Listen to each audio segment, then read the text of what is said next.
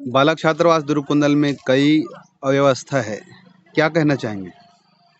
कहीं न कहीं आदिवासी बच्चों की देखभाल के लिए आदिवासी अधीक्षक की नियुक्ति की जाती है।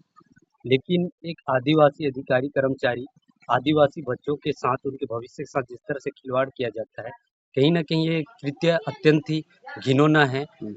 क्योंकि आदिवासी बच्चे सदैव ही शिक्षा से वंचित और पिछड़े रहे हैं, और एक आदिवासी कर्मचारी अधिकारी इस तरह के कार्य करता है, कहीं न कहीं ये बहुत ही बड़ा दुर्भाग्य वाली बात है। क्या हॉस्टल में आदिवासी अधीक्षक अधीक्षिका रहते हैं क्या? निश्चित रूप से जिस हॉस्टल की हम जिक्र कर रहे हैं, उस हॉस्टल में एक आदिवासी अधीक्षक होने के नाते और आदिवासी बच्चों की अधिकांश वहाँ पर रहते हैं, तो फिर भी ये आदिवासी अधीक्षक के द्वारा इस तरह के कार्य करना अत्यंत ही घिनौना है। क्या देखे हैं वहाँ जाके? वहाँ हमने देखा लगातार सप्ताह भर हो गया सिर्फ दाल ही मिल रहा है, सब्जी का नसीब तक नहीं है, कक्षों में लाइट की व्यवस्थाएं नहीं है, बेड टूटी हुई है। तो फिर भी इतनी बड़ी शर्मनाक व्यवस्था, तो फिर भी शासन प्रशासन सोई बच्चों हुई है। के खाने के लिए थाली भी नहीं बोलते हैं। हाँ, जहाँ तक हमें भी ज्ञात हुआ कि वे घर से थाली लाकर भोजन करने में विवश हैं। किसकी लापरवाही होगी इसमें?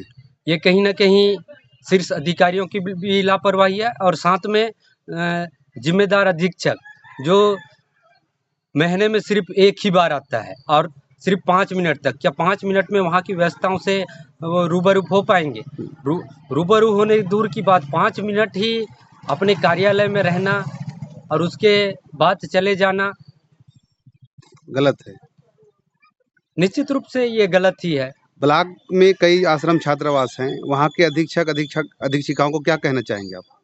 मैं हाथ जोड़कर विनती करता हूँ कि आप इस तरह से बच्चों के भविष्य के साथ खिलवाड़ ना कीजिए, क्योंकि ये बच्चे और सरकार इनके लिए रहने के लिए उचित व्यवस्था रख कर के पढ़ाई ठीक तरह से करे, इसलिए व्यवस्था की जाती है। लेकिन आप लोगों की लापरवाही के चलते वे ठीक तरह से पढ़ाई नहीं कर पाते, इसलिए आप बच्चों के भविष्य के साथ खिलवाड़ ना करें।